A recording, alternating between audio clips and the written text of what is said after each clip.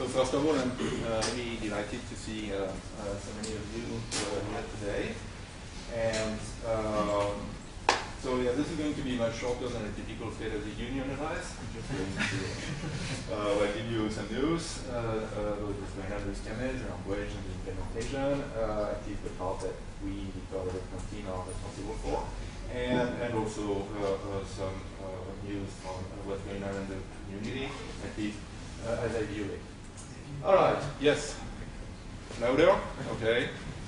So as you noticed, we had a release this summer, and that's really a major release with a capital M because we increased the most significant digit. So this is a little timeline. So OCaml version 1 appeared in '96 when OCaml Specialized was enriched with objects and classes, and then 2 years later we had OCaml 2 because the class system was completely revised. That was the work of Jérôme Bouillon and Jérémy. And 2 years later, Xavier merged his work in polymorphic and extensible variants and unlabeled and optional arguments, and that gave OCaml 3, which then, during 12 years, picked a few interesting features, like polymorphic record fields, first-class polymorphism, recursive module, lazy patterns, and but still, well, we kept at 3, and it's the addition of GADTs. Well, that was the straw that broke the camel. Sorry, that was the straw that caused the major number to overflow into 4. So what's new in for the 0.0? The level of the language. As I said, we have generalized algebraic data types now. I'll say a few words about that. The support for modules packed as first-class values is improving, in particular with patterns. That makes it easier to match and work over those packed modules. At the level of the implementation, well, one of the pervasive changes is that now we expose more of the compiler internals, and in particular the type and string syntax trees that it produces. So I'll say a few more words about that. There's lots of new warnings about unused things, so if you like to be castigated by your compiler, you will be super happy. The ARM code generator was completely revamped, and there was some improvements in some of the runtime services, like marshalling and non-marshalling, which are now run in constant C stack space. You can also marshal closures to dynamically linked code. That was a request from Oxygen. And the generic hashing function is also better statistically and can be seeded by a random seed, which plugs the security hole of the denial of service kind and hash tables. And finally, the development process is also changing a bit. So we have more external contributors who join the team, more external contributions. I'll say a few more words about that in a second. We've tried harder than ever to address issues reported to us. About 160 issues were fixed. That's our record so far in a release, and 50 feature wishes were counted. And also, since Damien Delige is now handling all the releases, the release process is a little more rigorous, but also quite slow, which is why it took a while to get that release out of the door. So, hello.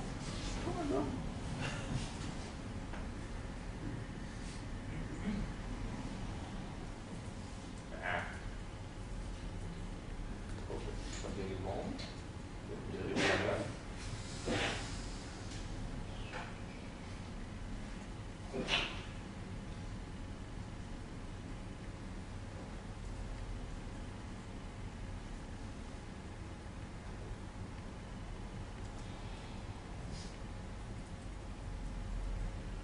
Much better. All right, sorry for the technical problem. Okay, so a little technical zoom on generalized algebraic data types, GADTs. So that's the work of Jacques Garrigue and Jacques Lenormand at the University of Nagoya. Well, it's a seemingly minor extension to the way variant data types are declared. That enables programmers to express more properties and invariants of data structures via type equalities, and have the type checker, the OCaml type checker, enforce these properties. So here's a typical example without and with GADTs. So it's just the problem of representing a small language. So this is a small language of expressions with string literals, pairs, and projections. And writing an interpreter, an evaluator for that kind of expressions. And you see that, so in classic CAML, well, the evaluator must produce a so-called tagged result, so a value tag that is a union of strings, but also pairs of values. And in some cases, for instance, when applying the first projection, the evaluator may fail. Okay, if you give it first a lit, okay, so the lit doesn't evaluate to a pair, and so we get a runtime error, which is basically a dynamic type error. And with GADTs, you can give expr a much more precise type of expressions. Now it's tau expr, so it has one type parameter tau, which is actually the type of the CAML values that are denoted by the expression that you will get out of the evaluator. So for instance, a literal constructor now produces a string expr, okay, because it will evaluate to a string. Likewise, a pair constructor now produces an alpha times beta expr, provided its arguments are alpha expr and beta expr. And for the projections, they will only apply to expressions that have alpha times beta, that have a product type. And the beauty of this, so for instance, it will no longer be possible to build the expression first of lit of foo. Okay? And the beauty of this is that the evaluator now can work in the so-called tagless style, so it will take a Vx, an expression annotated by type V, and produce a CAML value of type V. And for instance, for a literal, where in that case we know that V must be string, given those constraints, so it's safe to just return the string. Likewise for pairs. And for projections, we are guaranteed that they are not going to fail at runtime. Okay. So we get tagless interpreters with GADTs. We also get a lot more exciting encodings of properties into data structures. So, well, underneath, the theory and the implementations are far from trivial. If you attended Xavier Leroy's talk yesterday at the ML workshop, he talked about the subtle issues that arise with type inference. And there are also some subtleties in exhaustiveness checking and redundancy checking into pattern matching, because they have to take type into account. All right, so let me move on to my second technical zoom. So this new feature of the implementation of the two compilers that lets you work with type syntax trees. So that's a contribution from OCaml Pro. So Tiffany Turpin, Fabrice Lefessant, Thomas Gazanière. So it's a new compiler option, minus bin anot, that causes the compilers to produce a .cmt file that contains a rich abstract syntax tree containing those file locations, scoping, binding, location, info, and insert types. And so to put that into perspective, so this is the CAML compilation chain, at least before for the 0.0. So we start with source text, and indexing and parsing produce a parse tree, which is then type checked and enriched with typing info. Then we move to this lambda intermediate code, from which bytecode can easily be generated, and native code can be generated with some more work. And so before for the 0.0, so let me focus on those parse tree and type tree. So parse tree is very close to the source text. All constructs are materialized except white space and comments, and are annotated by source locations, by name, line number, column number, that kind of things. But there's no types and there's no scoping information. Okay, when you see an occurrence of a name, you have no idea where it is bound.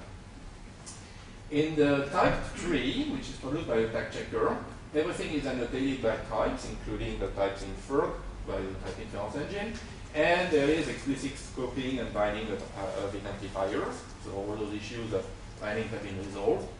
However, before for the 0.0, some source constructs were eliminated by the type checker, not materialized in the output, like open, include, type constraints, that kind of things, and source locations were lost, I guess. And so in for the 0.0, now all source constructs are represented, and we keep the same location info as in parse tree. So now type tree is in a way a strict superset of parse tree. And as I said, there are flags that save it to files. And the main use currently is for integrated development environments, like TypeRex from OCaml Pro, or also OCaml Spotter, like June Forcet. Because in those files there's lots of info useful for typical ID operations like showing insert types, jumping to the definition of a variable or path, renaming identifiers in a way that is aware of their scoping rules, doing completion, maybe even type-aware completion and that kind of things. But of course there are new possibilities that are open. So one was mentioned yesterday at the ML workshop in this panel discussion on preprocessing and code generation. So currently, CamLP4, CamLP5 work at the level of the parse tree, so they don't have access to scoping info in particular. And it is now conceivable to also work at the level of the type tree similarly. So take type tree and either produce a type tree or erase some info and produce a parse tree which will be type checked again. Okay, so that's new opportunities that open up. And one caveat though, so we are not providing a stable API to work on those type ASTs. It's really a dump of the compiler internal data structure. So we now install all the compiler internal modules and their interfaces, but it means that tools like TypeX or whatever have to understand the representation used internally by the compiler.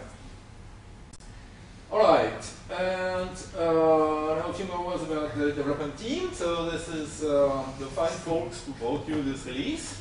I put Damien Delige in the middle in majesty, in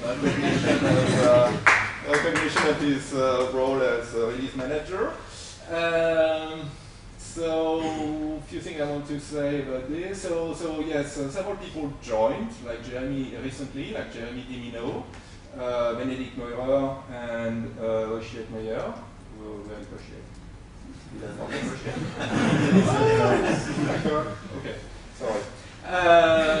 So basically volunteer to help in their free time. And we also got, as I said, quite a lot of help from OCaml Pro and from Magazania, Fabrice Lefessant, Tiffany Turpin. And more help is always welcome. If you want to, especially if you're willing to help with some of the less glamorous part of the system, so CamLP4, CamLP, CamLDoc, need love. And we could also do with Windows Expert, for instance. So if you're interested, let's talk about it. Everyone can help. All right. So future directions. Well, that's been a big chunk of new features that we added. So in the short term, we are going to do a bug fix release. About 3 or 4 embarrassing bugs that have been fixed already. And then, well, there is some work in progress, and well, mostly at the planning phase, on a variety of topics like namespace management. So currently we have hierarchical modules, but a flat namespace for compilation units, and that's perhaps a bit of a problem with new libraries and so on. So we are thinking of ways to have some kind of hierarchical naming for compilation units. Then there's, well, especially with the GADTs, new ways that open up to represent types at runtime. So Pierre Chambard showed some of that this morning, this alpha TY type, that is a runtime representation, runtime witness of kernel type alpha. And that has many potential uses for generic programming, for type-safe I/O, that kind of things. And we've also been thinking and discussing performance improvements, possible performance improvement at the level of the native code, native compiler, but also at the level of the runtime system. And one thing that this community could contribute and that could help us is actually good benchmarks. So things that we can use to assess the efficiency, efficiency issues. And finally, when we started to shed a little bit of weight of the core system, so some more libraries are now living in several projects, and I would like to continue this move. In the late 90s, to be competitive with Java, a language distribution had to come with a Bitname library, a GUI library, a regex library, and a documentation generator. Okay, and so that's probably the main reason why we have all those in the core kernel distribution, the one that comes out of Ineria. But actually, some of those libraries have better versions, better substitutes being developed separately, like GTK for GUIs, or ZR8 for arithmetic. So I think it would make sense to just split up some of those libraries and tools as independent projects. And again, we might need some volunteers to help keeping them alive. Alright, so a few words about what's going on in the CAML community. So I'm certainly not going to be exhaustive. This is just a few things that I noticed and that make me happy.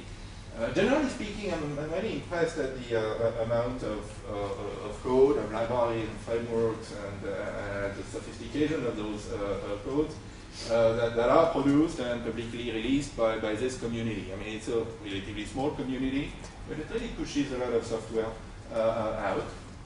And so here are some recent projects or that started recently or that were open sourced recently that are pretty impressive. So there's this PyXID I mentioned already. There's the OCaml package manager from OCaml Pro that will be presented later. Not to be confused with OPA, which is the web programming framework of NL State. So it's been a commercial product for a while, and it's been open sourced recently. There's MyReg by Anil Madhavapalli and his team, which is basically OCaml as a Xen guest OS, or the cloud in OCaml. So JS of OCaml is a really cool hack. It makes it possible to run OCaml code in any browser.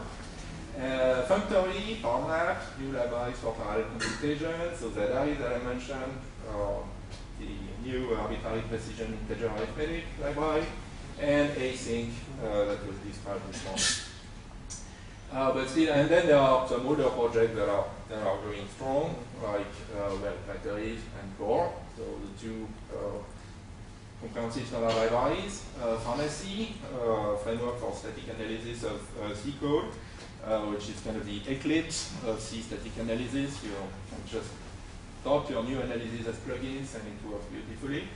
Oxygen, the web programming framework that we've heard about this morning, still going strong. The OCaml companion tools that Xavier will describe this afternoon. ODT, Eclipse plugin, OUnit, testing framework, and Plasma, which is the Stoltman's distributed file system and MapReduce, or basically the Google backend at your disposal in OCaml. So that's pretty cool. Oh yeah, so cool factor. There are some iPhone and iPad apps available in the App Store written in OCaml, in particular from the Celos.com company. That's always a pleasure for me to see. The Try OCaml website that OCaml Pro developed, which is basically the OCaml top level in a browser. Very good for teaching in particular. And then some textbooks in English that have appeared or are about to appear, in particular Real World OCaml, the textbook by Jason Hickey, Anil, and Minsky, which will be available real soon now, I guess. No, please say yes. We need it. No, we're working on it. We're working on it. Okay. Also, I recently discovered the Think OCaml book, which is an OCaml adaptation of a series of books. Something started with Python originally. It's pretty good in production. And then, well, this one is in French, unfortunately, but it's a full programming course in CAML by Pascal Memory. All right, so let me close, and so that we have plenty of time for questions. So, well, OCaml is turning 18 years old, so it's mature, but it's still alive and kicking. So, think about the language, it's lively. We've added some pretty exciting features in the last 2-3 years. The implementation is showing its age in some places, but still quite resilient to change. So it's still giving good service. And as I said, a very lively community, even if it's still relatively small, but with many contributions. So of course, well, there have been some growing pains, you know, like teenagers between the age of 11 and 16 or so, that have pain in their bones and joints because they just grow so fast. So, well, I hope the worst is behind us. So as I said, many contributions, well, to the system, to the core system, but especially to the CAML ecosystem. Many individual contributions. I think several of them, many of them deserve kind of better integration and better accessibility. And that's why I have very high hopes in ongoing work on packaging and more generally on a future OCaml platform, which Yaron is going to say a few words about that.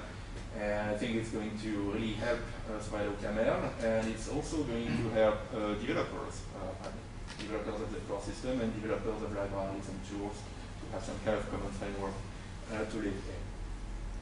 All right, so I'll stop here and welcome questions.